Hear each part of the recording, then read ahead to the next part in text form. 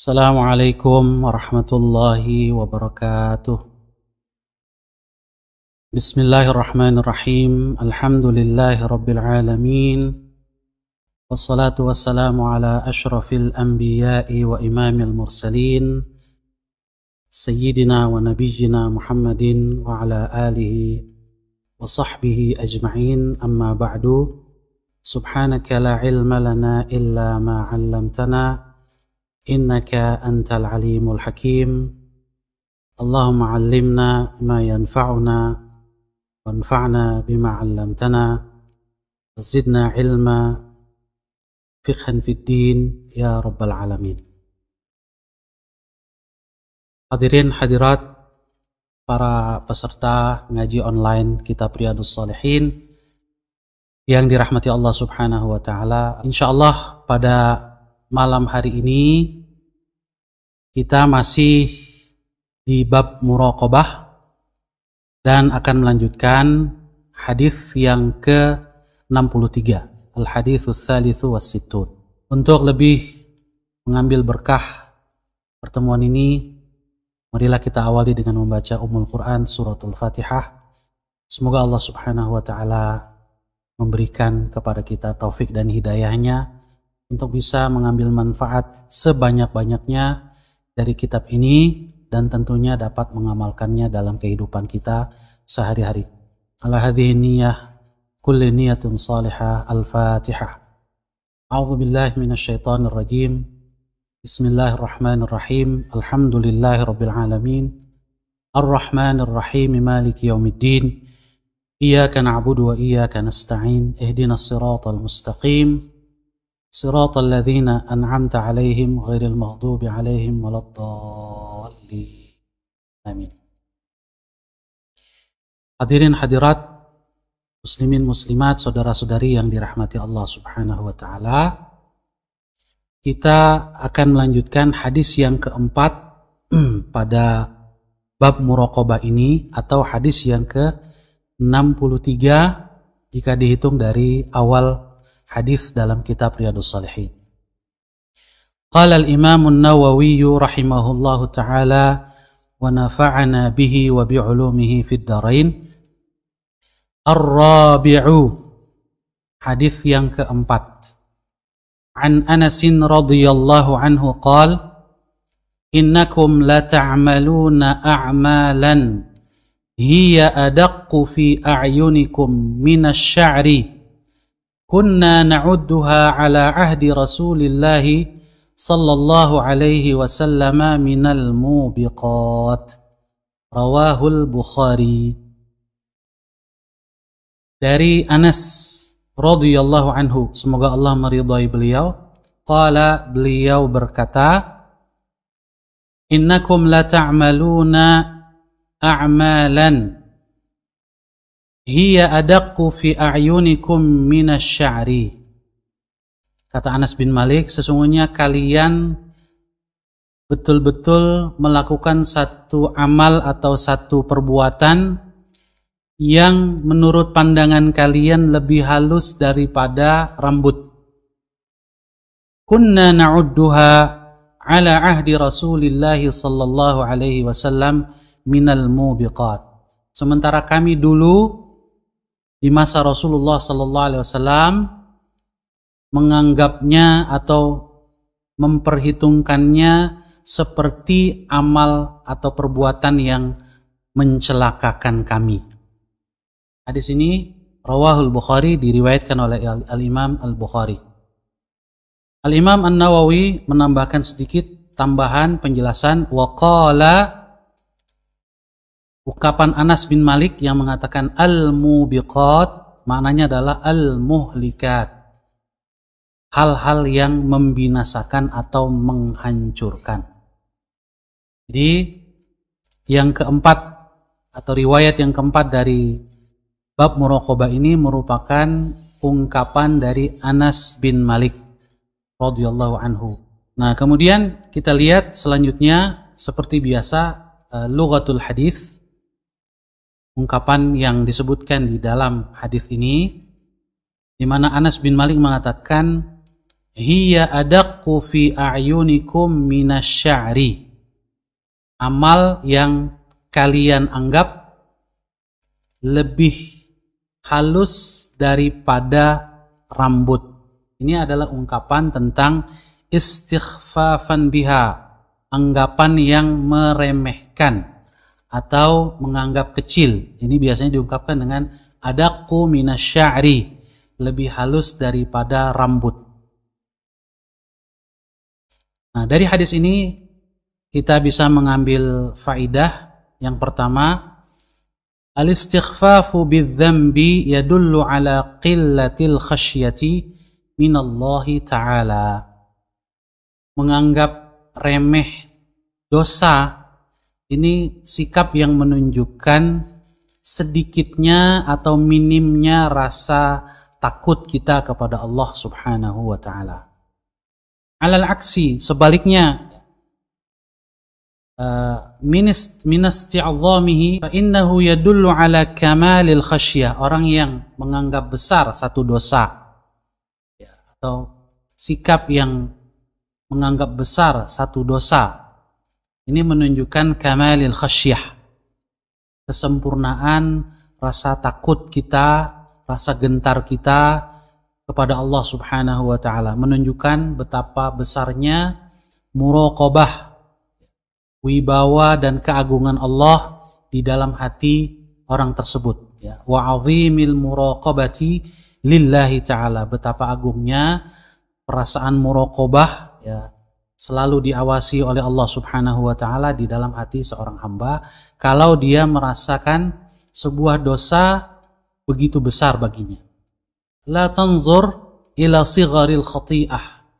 Jangan pernah kalian melihat kecilnya satu kesalahan, walakin unzur ila 'azamati man ta'sih. Tetapi pandanglah keagungan zat yang kalian durhakai, yaitu Allah Subhanahu wa ta'ala. Ya, kesalahan atau dosa sekecil apapun, ketika kita menyadari bahwa yang kita durhakai, yang kita langgar larangannya atau yang kita langgar perintahnya adalah Allah Subhanahu wa ta'ala, maka seorang mukmin akan berusaha menghindar sejauh-jauhnya dari perbuatan dosa. Seorang mukmin itu memandang satu dosa itu seperti gunung yang ada di hadapannya, yang akan menimpanya, yang bisa menimpanya, sehingga dia sangat takut. Akan tetapi sebaliknya orang-orang munafik, ya, orang-orang yang tidak beriman atau yang lemah imannya, menganggap satu dosa itu seperti lalat yang nempel di hidungnya, cukup dia kibas saja tangannya, ya akan terbang. Jadi dia meremehkan satu dosa. Jemaah sekalian dirahmati oleh Allah Subhanahu wa ta'ala, faidah kedua dari hadis ini, a'lamun nasi billahi ta'ala ba'dal anbiya'i wa akmaluhum wara'an wa ashadduhum khasyatan hum ashabu Rasulillahi sallallahu alaihi wasallam. Orang yang paling tahu, paling ma'rifah kepada Allah Subhanahu wa ta'ala sesudah para nabi, dan juga paling sempurna sikap wara'nya, paling takut kepada Allah Subhanahu wa ta'ala adalah sahabat-sahabat Rasulullah sallallahu alaihi wasallam. Seperti yang diungkapkan oleh Anas bin Malik ini. Karena bisa jadi generasi sesudah sahabat, ya, generasi tabi'in, kata Anas, kalian menganggap satu dosa bisa jadi lebih kecil daripada atau lebih halus daripada rambut, tapi kami sahabat-sahabat Rasul di masa Rasul sallallahu alaihi wasallam memandangnya, ya, seperti sesuatu yang dapat mencelakakan kami, menghancurkan kami. Itu pandangan Anas bin Malik kepada generasi sesudah sahabat yang ditemui oleh Anas bin Malik. Kita dapat membayangkan bagaimana seandainya sahabat Rasulullah sallallahu alaihi wasallam, ya, memandang kehidupan kita saat ini, ya, memandang kehidupan generasi sesudah mereka saja sudah ada perubahan. padahal mereka masih generasi terbaik. Kemudian dikatakan di sini, falaqad kanu yarawna al-umur allati istahwanaha ghairuhum muhlikatin lahum. Para sahabat melihat atau memandang hal-hal yang diremehkan oleh orang lain, ya, perbuatan dosa meskipun kecil yang banyak orang yang meremehkannya, bagi mereka itu muhlikat, hal-hal yang bisa mencelakakan atau menghancurkan lahum, ya, mereka. Mengapa? Li'idhami syuhudihim jalalallahi wa kamali ma'rifatihim lahu. Karena mereka betul-betul seperti menyaksikan, ya, dengan mata kepala mereka. Syuhud, betul-betul hadir di dalam hati mereka dan dalam pandangan mata mereka, jalalallah, keagungan, kebesaran Allah subhanahu wa ta'ala. Wa kamali ma'rifatihim lahu, dan juga disebabkan karena ma'rifah mereka kepada Allah itu begitu sempurna atau mendekati kesempurnaan, ya, dalam tinjauan manusia. Kemudian yang ketiga, faedah dari hadis Anas ini, annal insana yanbaghi lahu an yahdhara min sighari dzunub. Seorang manusia itu hendaknya berusaha untuk berhati-hati atau waspada min sighari dzunub, meskipun terhadap dosa-dosa kecil, apalagi dosa besar, ya. Mengapa? Karena dosa kecil itu bisa jadi fala'allaha takunul muhlikata lahu fi dinihi. Bisa jadi dosa-dosa kecil itu justru yang mencelakakannya, ya, menghancurkan agamanya, ya, membuat dia justru bertumpuk-tumpuk dosanya karena terus-menerus melakukan dosa kecil, ya. Karena dosa kecil kalau dia diremehkan berarti, ya, dia akan dilakukan terus-menerus, ya. Kalau sudah terus-menerus menjadi besar, menjadi banyak. Dan kalau sudah begitu bisa jadi mencelakakan. Kama yahtarizu min yasiris sumumi khasyata an yakuna fiha hatfuhu. Seperti orang yang waspada terhadap racun, ya, meskipun sedikit. Karena bisa jadi yang sedikit, ya, racun yang sedikit itu justru membuat dia mati, ya. Ya, karena sebab racun itulah dia meninggal. Fiha hatfu. Begitulah seharusnya kita sebagai seorang muslim, muslimah, mukmin, mukminah memandang dosa sekecil apapun. Hadirin hadirat, saudara-saudari yang dirahmati Allah subhanahu wa ta'ala, selanjutnya kita masuk ke hadis yang ke-64, al-hadithur rabi' was-sittun, atau hadis yang kelima dari bab muraqabah. Al-khamis, hadis yang kelima, kata Imam Nawawi, an Abi Hurairah radhiyallahu anhu anin Nabi sallallahu alaihi wasallam qala, inna Allah ta'ala yaghar wa ghairatullahi ta'ala an ya'tiya al-mar'u ma harrama Allahu alaihi. Muttafaqun alaihi. Wal ghairatu bi fathil ghaini wa asluhal anafah. Hadis yang kelima dari Abu Hurairah radhiyallahu anhu, semoga Allah meridhai beliau.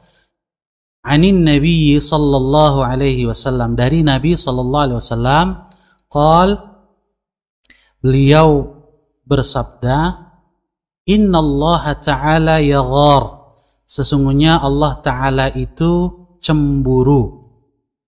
Wa ghairatullahi ta'ala, dan kecemburuan Allah ta'ala yang maha suci adalah an ya'tiyal mar'u ma harramallahu alaih, ketika seseorang mendatangi apa yang diharamkan oleh Allah subhanahu wa ta'ala kepadanya, melakukan sesuatu yang diharamkan oleh Allah subhanahu wa ta'ala. Hadis ini muttafaqun alaih, diriwayatkan oleh Al-Imam Al-Bukhari dan Al-Imam Muslim. Kemudian Al-Imam An-Nawawi menambahkan keterangan, beliau mengatakan wal ghairatu, yang dimaksud dengan ghairah ya, kecemburuan di sini bi fathil ghain, huruf ghainnya fathah ya, bukan ghirah. Sebagian orang atau mungkin kebanyakan orang sering menyebutnya ghirah. Sebetulnya yang lebih fasih adalah ghairah. Wa asluha al-anafah. Asalnya ya dia sinonim dengan al-anafah. Anafah artinya harga diri yang hendak dibela. Akan kita lihat penjelasan dari Ibnu Allan dalam kitabnya Dalilul Falihin yang juga dikutip oleh penyusun kitab Nuzhatul Muttaqin, Syarah Riyadhus Shalihin. Nah, ini sini penjelasannya lughatul hadis. Beberapa ungkapan yang disebutkan dalam hadis ini yaitu al-ghairah yang kita terjemahkan tadi dengan cemburu ya. Di sini dikatakan fi haqqin nas, kalau terkait dengan manusia, cemburunya manusia itu adalah taghayyuru halihim wanzi'ajuhum, perubahan keadaan mereka dan perasaan terganggu harga dirinya. Ada perasaan ingin membela harga dirinya. Itu cemburu dalam konteks manusia. Nah, cemburu yang seperti ini, kata Ibnu Allan dalam kitabnya Dalilul Falihin, wa hadza mustahilun fi haqqillahi ta'ala. Yang seperti itu mustahil. Pada Allah Subhanahu wa taala itu mustahil, tidak mungkin ya. Sebab Allah Subhanahu wa taala dia maha suci dari kepentingan ya, dari kecemburuan yang seperti itu. Tetapi makna ghairah, makna cemburu dalam konteks Allah Subhanahu wa taala ya, para ulama menyebutkan ya sesuai dengan kelaikan Allah Subhanahu wa taala. Kita serahkan maknanya, maksudnya kepada Allah Subhanahu wa taala. Tetapi penjelasannya dalam konteks hadis ini adalah wa ma'na ghairatillahi ta'ala man'un nasi minal fawahish. Makna dari kecemburuan Allah Subhanahu wa taala, takwilnya adalah man'un nasi minal fawahish. Allah melarang hambanya dari berbuat keji, wasairil muharramat, dan seluruh hal-hal yang diharamkan. Wa annahu ta'ala la yardha birtikabiha, bahwasanya Allah Subhanahu wa taala tidak ridha ya, hambanya melakukan hal-hal yang diharamkannya. Itulah makna ghairatullah.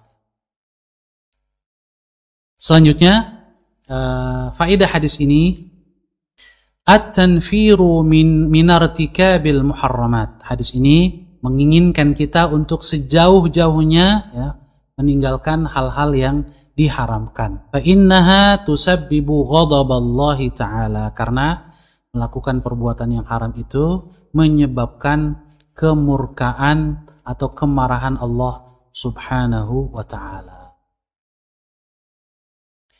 Selanjutnya kita langsung kepada hadis yang ke-65.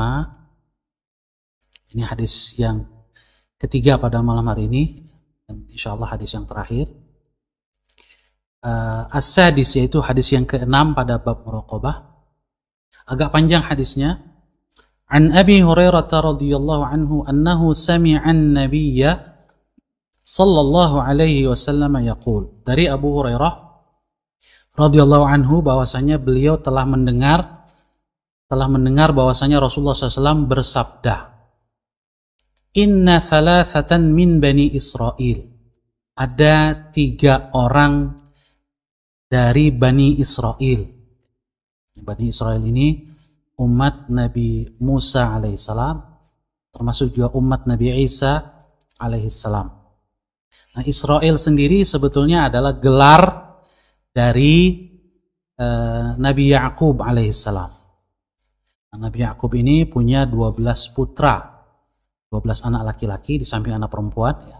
Ada 12 anak laki-laki. Nah, anak laki-laki Nabi Ya'qub inilah yang kemudian disebut dengan Banu atau Bani Israel, putra-putra Israel. Nah, keturunan mereka inilah kemudian menjadi suku-suku besar Bani Israel. Ada 3, Rasulullah SAW menceritakan ada 3 orang dari Bani Israel. Yang pertama abros, ya. Ada cacat pada kulitnya, yaitu ada belang, ya. Di kulitnya itu putih, ya. Penyakit belang kulit, ya. Yang kedua wa aqra', orang yang kepalanya pelontos, jadi tidak ada rambut karena penyakit juga. Dan yang ketiga wa a'ma, ada orang buta. Aradallahu an yabtaliyahum faba'atha ilaihim malakan, Allah menghendaki untuk menguji mereka, maka Allah utus kepada 3 orang ini 1 malaikat yang berubah wujud menjadi manusia. Fa'atal abrasa, maka malaikat ini pun mendatangi yang pertama, yaitu al-abras, yang cacat kulitnya, ya, belang dan kulitnya kasar. Faqal, malaikat ini berkata, ayyu syai'in ahabbu ilaik, apa yang paling kamu inginkan, yang paling kamu sukai? Qal, abras ini, orang yang cacat kulit ini, yang belang kulit ini mengatakan, launun hasan, tentunya yang paling saya sukai adalah warna kulit yang indah. Wajildun hasan, dan juga kulit yang indah. Sebab tidak hanya kulitnya belang, ya, ada putihnya itu, ya, karena tergangguan pada pigmen, ya, tapi juga kulitnya tidak halus, ya, tapi kasar. Oleh karena itu dia mengatakan dia ingin jildun hasan, kulit yang baik. Wa yadhhabu anni alladhi qad qadhirani nas, dan aku ingin penyakit yang membuat orang lain, ya, menghinaku, menjauhiku ini hilang. Famasahahu, maka malaikat ini kemudian mengusap permukaan kulit orang ini. Fadhahaba anhu qadharuhu, maka hilanglah penyakitnya itu. Wa u'tiya launan hasanan, dan dianugerahkan, diganti dengan warna yang sangat baik, normal. Qal fa ayyul mali ahabbu ilaik, jenis harta apa yang kamu sukai, yang paling kamu inginkan? Qal, orang ini mengatakan al-ibil, ya, unta. Au qala al-baqar, atau orang ini mengatakan al-baqar, ya, sapi. Syakkar rawi, ada perawi dari hadis ini yang ragu, tetapi yang sahih adalah al-ibil, ya, unta, ya. Fa u'tiya naqatan usyara, maka diberikanlah orang yang tadinya belang ini, yang sembuh ini, unta usyara, yang sedang hamil, ya, yang akan melahirkan.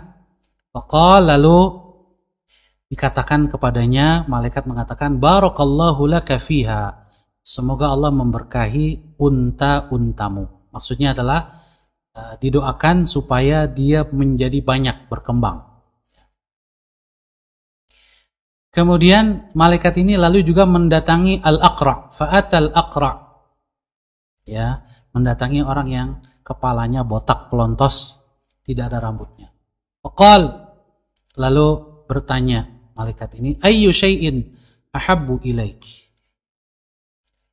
apa yang kamu inginkan, yang paling kamu inginkan? Qal, si botak pelontos ini mengatakan, sya'run hasan, rambut yang indah. Wa yadhhabu anni hadha alladhi qadirani nas, dan saya ingin hilang, ya, cacat kepala saya ini, sakit kepala saya yang membuat saya tidak bisa tumbuh rambut, yang membuat orang-orang, ya, menghina saya dan menjauhi saya. Famasahahu anhu, ya, malaikat ini pun mengusapkan tangannya ke kepala orang ini, maka sembuh penyakitnya itu. Wa u'tiya sya'ran hasanan, sehingga dia diberikan, dianugerahkan rambut yang baik, rambut yang indah. Qal, juga seperti kepada yang belang tadi, malaikat ini juga bertanya, fa ayyul mali ahabbu ilaik, jenis harta apa yang paling kamu sukai? Qala, dia menjawab al-baqar, sapi. Fa u'tiya baqaratan hamilan, maka dia diberikan 1 ekor sapi yang sedang hamil, kan memiliki anak. Waqal, lalu didoakan barakallahu laka fiha, semoga Allah memberkahi sapimu ini. Maksudnya diberikan keberkahan berupa menjadi banyak, berkembang biak. Fa'atal a'ma, lalu yang ketiga, yang terakhir, malaikat ini mendatangi orang yang buta. Ya, ingat bahwa mereka semua ini sedang diuji ya oleh Allah Subhanahu wa taala melalui malaikat. Fa'atal a'ma, malaikat ini mendatangi yang buta. Faqal, dia bertanya, ayyu syai'in ahabbu ilaik, apa yang kamu inginkan, apa yang paling kamu inginkan, yang kamu sukai. Qal, orang buta ini mengatakan, ayyaruddallahu ilayya basari, yang paling saya inginkan tentu saja Allah mengembalikan penglihatan saya. Fa ubsiran nas, sehingga saya bisa melihat orang-orang, saya bisa melihat alam semesta ini. Famasahahu, maka diusaplah mata orang buta ini oleh malaikat. Faraddallahu ilaihi basara, maka Allah Subhanahu wa taala mengembalikan penglihatannya. Qal, kata ini juga bertanya, fa ayyul mali ahabbu ilaik, jenis harta apa yang paling kamu sukai? Qala al-ghanam, kambing, kata orang buta yang sudah sembuh. Fa u'tiya syatan walidan, maka dia pun diberikan kambing yang juga akan melahirkan anak. Fa antaja hadzani wa wallada hadza, maka baik unta yang dimiliki oleh yang sakit belang ya, kemudian sembuh, kemudian juga yang botak ya, yang kemudian sembuh ini ya, sapinya juga sudah melahirkan ya, sudah beranak pinak. Wa wallada hadza, begitu juga kambing yang dianugerahkan atau diberikan kepada orang buta yang sudah sembuh ini. Fakana li hadza wadin minal ibil, sehingga singkat cerita ya, unta menjadi penuh ya, sepenuh lembah ya, berkembang biak. Walihadza wadin minal baqar, begitu juga yang diberikan sapi juga ya, berkembang biak, sehingga lembah yang ditempati menjadi penuh dengan sapi. Walihadza wadin minal ghanam, begitu juga kambing ya, berkembang biak sangat banyak. Nah, kemudian karena ini adalah ujian ya, belum selesai ya. Tsumma innahu atal abras, lalu malaikat juga setelah itu, setelah mereka semua ini kaya, mendatangi satu-satu lagi, tetapi dengan berubah wujud. Kali ini datang dalam wujud manusia yang cacat sesuai dengan cacat mereka masing-masing. Innahu atal abras fi suratihi wa hayatihi. Ya, dia datangi yang tadinya belang kulit ini, malaikat datang dalam bentuk yang juga belang ya, manusia belang ya, manusia cacat.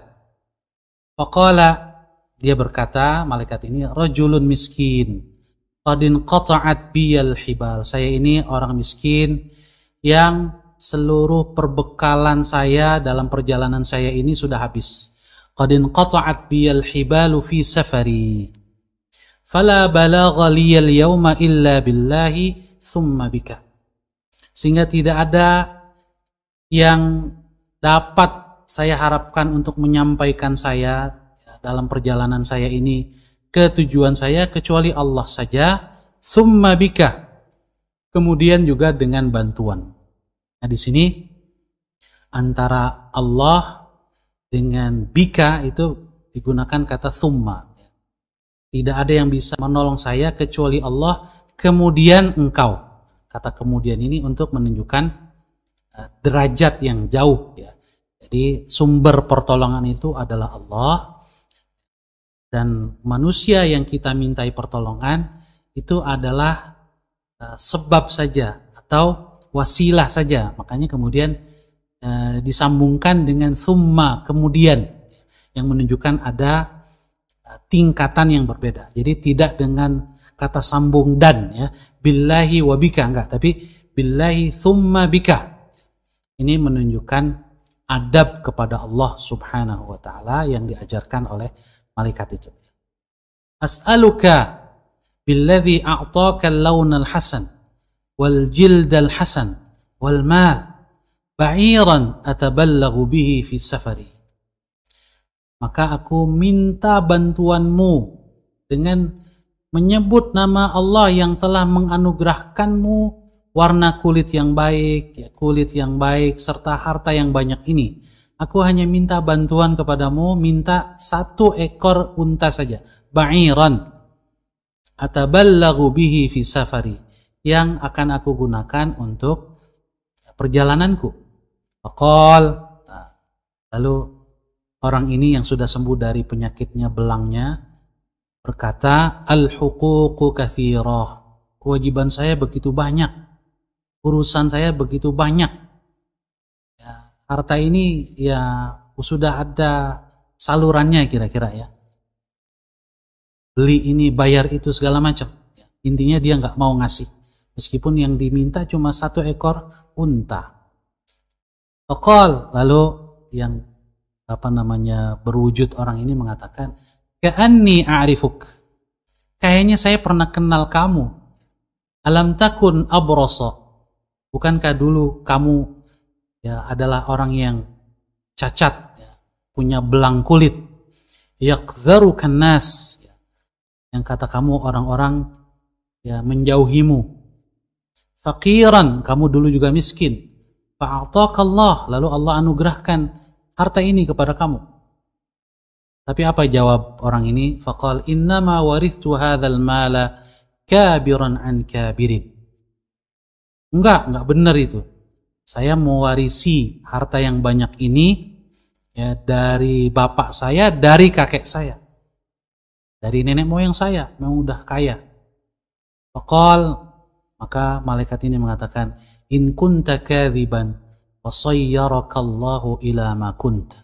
Kalau kamu bohong, dusta, maka niscaya Allah akan mengembalikanmu seperti sedia kala. Kembali cacat seperti sedia kala dan miskin seperti sedia kala. Nauzubillah min dzalik. Wa atal aqra'. Ya, kemudian malaikat juga mendatangi yang dulunya botak, ya, pelontos kepalanya. Fi suratihi wa hayatihi. Malaikat dalam wujud manusia yang, ya, botak juga, pelontos. Faqala lahu mithla ma qala li hadha, dan juga mengatakan mirip seperti yang dikatakan kepada sebelumnya, ya, kepada orang yang belang tadi yang sudah sembuh, yang menafikan keadaannya dahulu, ya, tidak bersyukur. Wa radda alaihi mithla ma radda hadha, dan jawaban orang botak yang sudah sembuh ini pun sama seperti jawaban kawannya. Jadi tidak mau membantu dan juga menolak bahwa dia dulu miskin.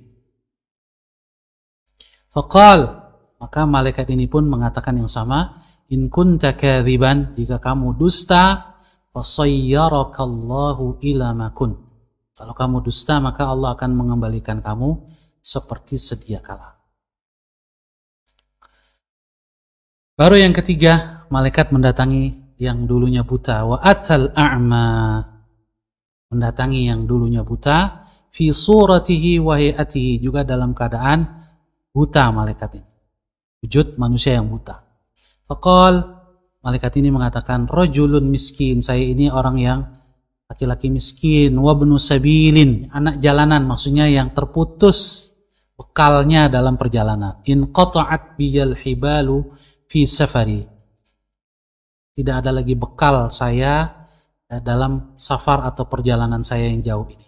Fala balagha liyal yauma illa billahi tsumma bik, tidak ada yang bisa, ya, menyampaikan saya kepada tujuan kecuali Allah Subhanahu wa taala, kemudian dengan bantuanmu. As'aluka billadzi radda 'alaika basarak, aku minta bantuan kepadamu dengan nama Allah yang telah mengembalikan penglihatanmu. Syatan, aku minta 1 kambing saja. atabalaghu biha fi safari, yang bisa aku jadikan bekal dalam perjalananku. Faqal, orang buta yang tadinya buta ini mengatakan, qad kuntu a'ma, dulu saya juga buta. Faraddallahu ilayya basari, lalu Allah subhanahu wa ta'ala mengembalikan penglihatan saya. Fakhudh ma syi'ta, silakan ambil berapapun yang kamu inginkan kambing-kambing itu. Wada' ma syi'ta, sisakan sesuai kehendak kamu. Nggak disisain juga nggak apa-apa, ambil semua juga boleh. Fawallahi, demi Allah, ma ajhadukal yaum, ma ajhadukal yauma bisyai'in akhadhtahu lillahi azza wa jal. Saya tidak akan menyusahkan kamu berapapun yang kamu ambil karena Allah subhanahu wa ta'ala. Jadi saya tidak akan menyusahkan kamu karena Allah. Saya tahu betul kesusahan kamu, ya saya sudah merasakannya, dan saya ingin bersyukur kepada Allah subhanahu.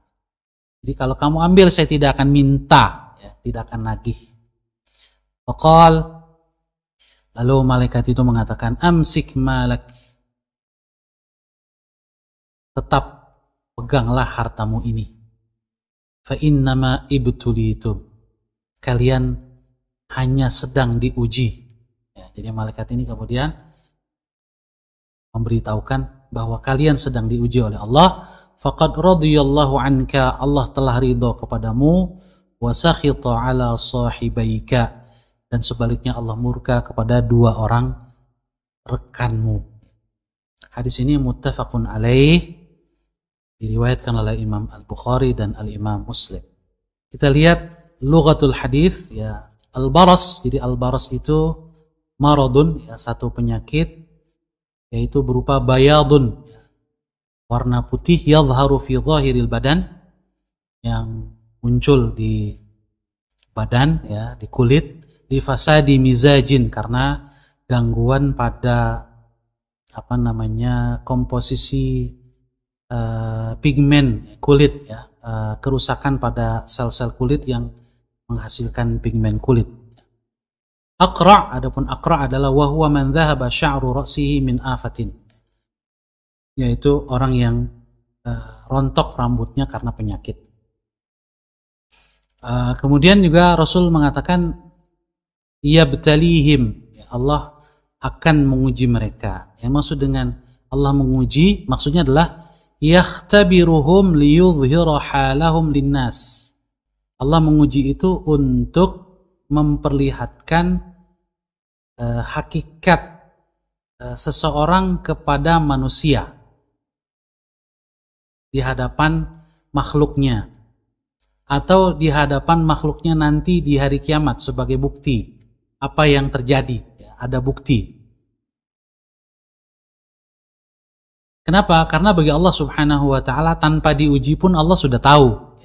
Kenapa? Wa illa fa'ilmuhu azaliyun syamilun lil mawjudi wal ma'dumi qabla wujudihi. Ilmu Allah itu menyeluruh, mencakup semua yang ada, yang terjadi maupun yang belum terjadi. Allah sudah tahu sesuatu, ya, sebelum terjadi, ya, saat terjadi, dan yang akan terjadi. Jadi ujian bagi Allah subhanahu wa ta'ala bukan untuk menambah pengetahuan Allah, tidak. Kalau guru menguji murid, ya, karena guru tidak tahu apakah hasil pengajarannya kepada murid ini berhasil atau tidak, maka perlu diuji. Allah subhanahu wa ta'ala ujiannya bukan untuk menambah pengetahuan, yang enggak, Allah sudah tahu. Tetapi diuji dalam rangka menegakkan keadilan dan bukti-bukti keadilannya. Jadi Allah subhanahu wa ta'ala memberikan pahala atau memberikan sanksi berdasarkan bukti-bukti. Jadi agar manusia tidak protes, ya, kepada Allah subhanahu wa ta'ala, sebab apa yang mereka peroleh atau apa yang menjadi hukuman mereka berdasarkan bukti-bukti yang nyata. Kemudian juga di dalam hadis tadi disebutkan qadhirani, ya, oleh dua orang ini, yaitu yang punya penyakit belang dan pelontos kepalanya, menyebutkan bahwa penyakitnya ini membuat orang-orang menjauhinya. Nah, sementara ini tidak disebutkan oleh yang buta. Ini menunjukkan bahwa yang buta ini lisannya lebih afif, lebih terjaga. Dia tidak suka menyalahkan orang lain. Sekalipun mungkin dia juga mengalami penghinaan, tetapi dia tidak mengeluh. Sehingga ketika ditanya oleh malaikat apa yang kamu inginkan, dia hanya mengatakan, saya ingin agar Allah Subhanahu wa ta'ala mengembalikan penglihatan saya, tanpa mengeluhkan sikap orang lain. Tapi dua orang sebelumnya mengatakan qadhirani ay karihanin nasu wa taba'adu anni. Orang-orang membenci saya dan menjauhi saya. Jadi ini pun menunjukkan sikap mental yang berbeda ya. Dua orang yang tidak lulus ujian itu memang sejak awal menunjukkan mental yang mudah mengeluh. Kemudian fala balagha, ini bekal yang bisa mengantarkan kepada tujuan. Kabiran an kabirin, ini kedustaan yang dikatakan oleh yang belang maupun yang pelontos ya. Dia mengatakan bahwa harta saya ini bukan baru saya terima, tapi ini sudah saya warisi dari ayah saya, dari kakek saya. Ini kedustaan ya, yang ditampilkan oleh dua orang yang dimurkai oleh Allah Subhanahu wa ta'ala. Oleh karena itu dari hadis ini kita bisa melihat beberapa faidah. Yang pertama, min aqbahis sifat, di antara sifat yang paling buruk, karakter yang paling buruk adalah al-bukhlu, bakhil, pelit. Fa innahu hamala dzainika asy-syakhsain ala nisyani ni'matillahi ta'ala 'alaihima wa juhdiha. Sifat bakhil ini membawa dua orang yang dimurkai Allah ini menjadi melupakan nikmat Allah. Dia lupa dengan nikmat Allah, lupa dengan pemberi nikmat. Wa juhdiha, dan mengingkari nikmat itu. Seolah-olah nikmat itu adalah hasil jerih payahnya atau semata-mata warisan dari nenek moyangnya. Padahal itu semata-mata rahmat Allah Subhanahu wa ta'ala. Kemudian yang kedua, al-bukhlu wal kadhibu mujibani li ghadabillahi ta'ala wa sukhti atau wa sakhati. Boleh kita baca wa sakhati, boleh juga dibaca wa sukhti. Bakhil dan dusta merupakan dua sifat yang mendatangkan kemurkaan Allah, kemarahan Allah Subhanahu wa ta'ala, kama hasala lil abrasi wal aqra, seperti yang terjadi pada si belang dan si pelontos kepalanya itu. Yang berikutnya as-sidqu wal karam, sebaliknya jujur dan dermawan, minas sifatil hamidah, termasuk akhlak atau sifat yang sangat terpuji. Wa qad ittasafa bihimal a'ma, inilah dua sifat yang dimiliki oleh orang yang buta itu. Fahamalahu ala syukri, dua sifat ini membawanya kepada syukur, wal jud, dan juga dermawan. Syukur dengan lisannya, hanya dia yang mengatakan, mengembalikan, mengingat bahwa itu adalah nikmat Allah. Faraddallahu ilayya basari, Allah kembalikan penglihatanku. Sementara yang tadi tidak, dia menyembunyikan keadaannya dahulu, tidak menyebut nikmat Allah. Fanala bidzalika mardatillah, kemudian dia juga dermawan, diminta satu, semau kamu mau ambil berapa, silahkan. Maka dengan demikian dia memperoleh mardatillah, ridha Allah Subhanahu wa ta'ala. Kemudian al-jaza'u indallahi ta'ala ala ma yadhharu min amalil insan wa bihasabi niyatih. Balasan di sisi Allah itu tergantung pada apa yang tampak ya, dari amal manusia, sekaligus juga tergantung niat. Jadi tidak hanya amal yang lahiriah, tapi juga apa yang ada di dalam hati. Nah, dua orang yang dimurkai oleh Allah ini menampakkan karakter yang buruk, sekaligus juga mencerminkan hati mereka yang tidak bersyukur kepada Allah Subhanahu wa taala. Sebaliknya, yang Allah ridhoi yaitu si buta ini menampakkan amal yang Allah ridhoi ya, dengan lisannya mengakui nikmat Allah Subhanahu wa taala, dan juga dengan perbuatannya dermawan, membantu orang yang membutuhkan, dan ini mencerminkan juga hati yang baik, niat yang baik. Sebab akhlak itu bersumber dari hati, sumber dari jiwa. Kemudian faedah hadis yang lain ya, jawazul ikhbari an Bani Israil. Hadis ini menunjukkan bolehnya kita meriwayatkan kisah dari Bani Israil. Sebagian ulama menyebutkan kalau kita menemukan kisah dari Bani Israil, kalau kisahnya sahih, baik bersumber dari Al-Quran atau bersumber dari hadis, maka tentu saja boleh disampaikan. Bahkan sangat baik disampaikan sesuai dengan momentum dan situasi yang tepat. Kalau riwayatnya palsu, nah ini jangan diriwayatkan. Yakin bahwa itu tidak benar, maka tidak boleh diriwayatkan kecuali dengan menyebutkan keterangan bahwa ini adalah riwayat palsu. Kalau kita tidak tahu apakah riwayat ini benar atau tidak, para ulama mengatakan boleh diriwayatkan dengan syarat. Yang pertama syaratnya isi ceritanya tidak bertentangan dengan prinsip-prinsip Islam, tidak bertentangan dengan prinsip-prinsip iman. Misalnya kalau cerita tentang Nabi yang melecehkan Nabi, sebab ada kisah-kisah dari orang-orang Yahudi atau Bani Israil yang justru meremehkan atau melecehkan Nabi, yang bertentangan dengan prinsip sifat-sifat yang wajib bagi Nabi. Misalnya Nabi itu pasti berakhlak mulia. Maka kisah-kisah dari Bani Israil yang menunjukkan bahwa ada Nabi yang berakhlak bobrok, nah itu tentunya batil ya, tidak benar. Jadi kalau riwayatnya kita tidak tahu sahih atau bukan, atau tidak sahih, maka boleh saja diriwayatkan selama yang pertama syaratnya tidak bertentangan dengan prinsip-prinsip iman dan prinsip-prinsip Islam. Yang kedua, tidak meyakini bahwa itu adalah cerita yang valid. Jadi tidak menolaknya, juga tidak meyakininya. Biasa-biasa saja. Jadi boleh diceritakan sebagai ibrah saja. Wa fi dzalika ibratun wa 'idhatun li ghairihim.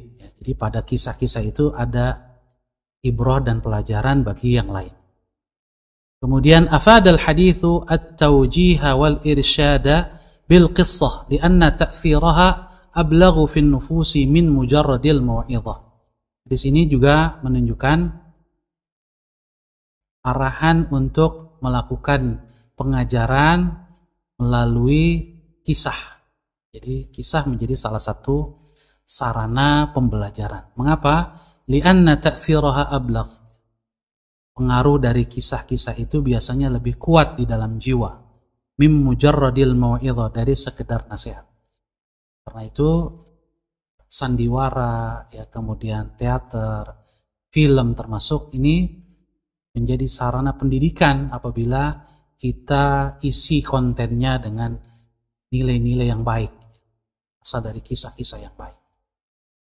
Oleh karena itu kaum muslimin harus masuk ke dalam wilayah ini, ya, wilayah bagaimana menyampaikan kisah-kisah yang menjadi teladan, apalagi kisah para nabi, kisah para sahabat nabi, sehingga dikenal oleh anak-anak muda, dikenal para sahabat, ya, para nabi, perjuangan mereka menjadi akrab dalam benak kaum muslimin, terutama anak-anak muda. Kemudian alal mu'mini an yattasifa bis-sidqi wal karam.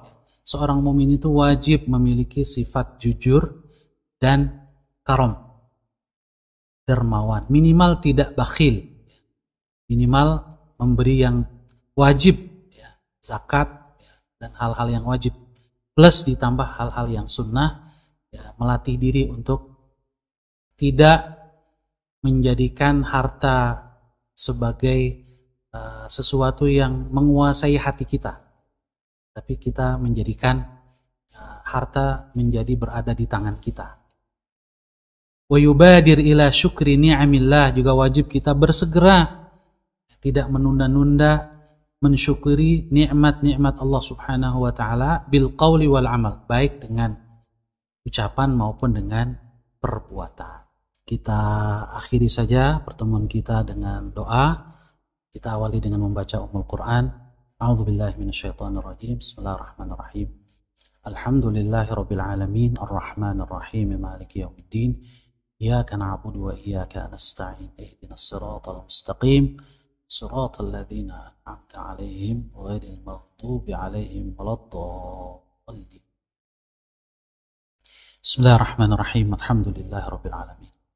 Allahumma salli wa sallim wa barik ala abdika wa nabiyyika Muhammad wa ala alihi wa sahbihi ajma'in.